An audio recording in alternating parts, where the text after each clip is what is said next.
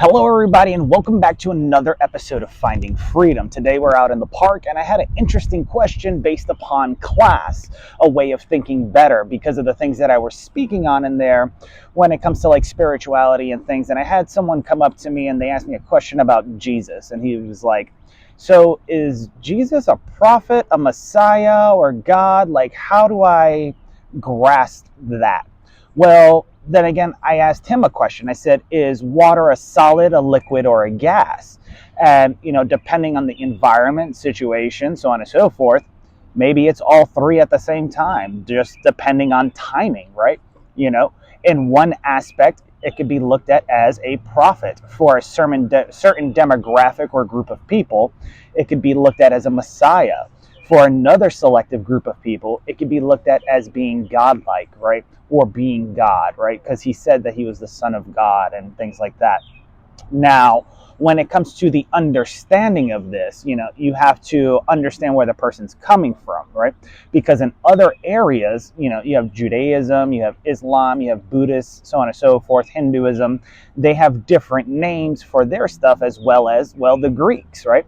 Well, when you look at the Greek mythology, there were many gods, right? And yeah, they were all considered a god, but they had their own specialization. If you went to the woods and you were looking to be successful in hunting, you would look for Artemis, right?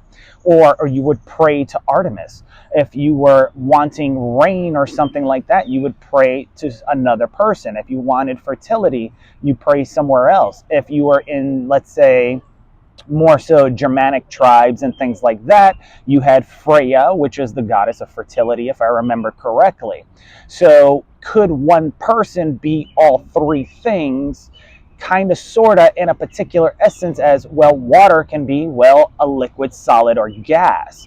Whereas, yeah, the title will be there, but depending on whom that title is being positioned towards, their understanding, leads them to utilize their own, not only imagination, but their own interpretation of what is actually being said.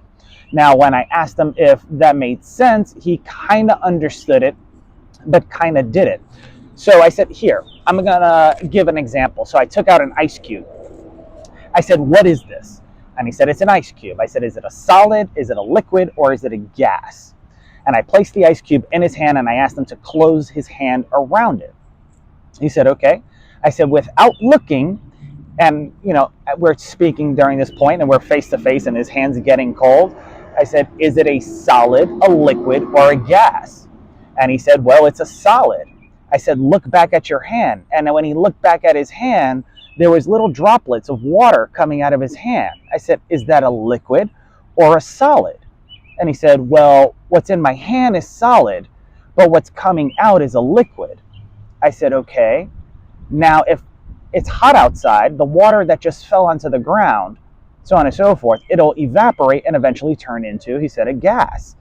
I said, but open your hand. And he opens his hand. I said, do you still have the ice cube? And he said, yes. I said, so is the ice cube a solid, a liquid, or gas? And he said, it's all three. Right? It just depends on your own interpretation. But then again, with more understanding, how can one interpretation lead to so many other things similar to understanding, what is God? Is it a collective consciousness? Is it a part of the universe? So on and so forth. Then he was like, well, okay, this kind of makes sense. So are you telling me I should believe that the earth is round or flat? I said, why can't it be both? I said, you ever seen a CD? Like an old school CD, right? Or a disc, right? Or a record, right? A record is round, but it is also flat, right? So is it spherical? So on and so forth. And he goes, yeah, but the computers and books and this, that, and I said, that's not what I'm asking you. So I took it and I placed it and I held it up like this. Granted, it's a box, and so on and so forth, but I held up, an image. I said, if I hold it this way, right? When you look at the moon, right, it's like taking a CD and putting it on its side. So you would see a circle, right, a cylinder shape. But how do you know it's a sphere, right? How do you know there's more to it? And he goes, well, that's because I was told that it was a sphere. I said, therein lies the problem. You were told. You never investigated nor tried to seek for thyself. It's like cheating on an exam without realizing everybody has a different exam, right? What's the answer to this? Oh, well, it's round. Okay, cool. Then you accept it as round, right? Oh, well, it's a solid. Okay, well, then I accept it as a solid, right? In certain environments, people are told that certain individuals only know what you tell them, right? And some people are gullible enough or naive enough to believe it and just go with the flow and not push back. Others will test and examine. You have your scientists for that, your astronauts, etc. But exactly what is what and why does it look that way? And ask more questions. After that, he said, I understand now why you were so invested when it comes to doing magic.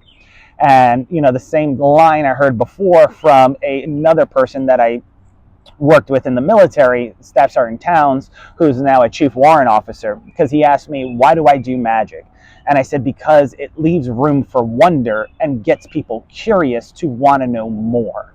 And he said, there should be nothing at this age or any other age that should leave you wanting more. You should just be comfortable and do as you're told. Well, after performing an effect where I, handed an envelope to the lieutenant colonel, told her to hang on to it, make sure nobody could get to it, etc. I, selected a couple people, they selected other people, and we came up with numbers. Long story short, the numbers not only matched up to the prediction that was in the envelope, but it ended up being the date in which that the numbers added up to. After that, he came up to me and said, I understand now why you do magic, and it's leading me to want to ask more questions. Similar to the ice cube in the hand, right? Or the question is, Jesus Christ, a prophet, a Messiah, or God, so on and so forth, right? It can either be all three, or it could be whatever you want it to be. It could be a solid, over time it can be a liquid, and then, over time it could be a gas, and vice versa, right? Remember, dry ice goes from a solid to a gas very quickly, and it skips the liquid process, right? Just because of the way it's developed. So you have to understand that, right? And I said, it's funny that you bring, the spiritual world up, because they talk about the Holy Spirit. I said, people have a hard time understanding that, but they have an easy time understanding gases. You can't see gas, you can't see air, but you can feel it, right? It's kind of like magic, it's kind of like, when you blow up a balloon, there's air in the balloon, but you cannot see it. But you can see that the balloon is filled with air, because that's what science shows. You blew into the balloon, or you put air into it, or helium, or whatever gas you use, and so on and so forth. Similar to filling up the tank in your car. The gasoline starts off as a liquid and then eventually gets burnt out and evaporates and comes out your muffler as a invisible gas that gets released into the atmosphere. So why can't it be all three? And why can't it be exactly what you believe it to be? And he said, Mike, he goes, you opened my eyes to a couple things. He goes, thank you, and walked away. So I figured it'd be a good, thing to put in here, because as you're looking for freedom, yes, they say it exists, but have you explored? Have you questioned that freedom? Have you seen how free you can actually be, right? How many words and things can you say without getting in trouble or ruining someone's day? So this was just some food for thought. I hope this helps you guys. And if you found this helpful, or you think it could help somebody else, go ahead and subscribe, because it helps the algorithm find more people like yourself and puts the video in front of the others that can help them as well. Until next time, my friends, take care. Have a great day. Bye-bye.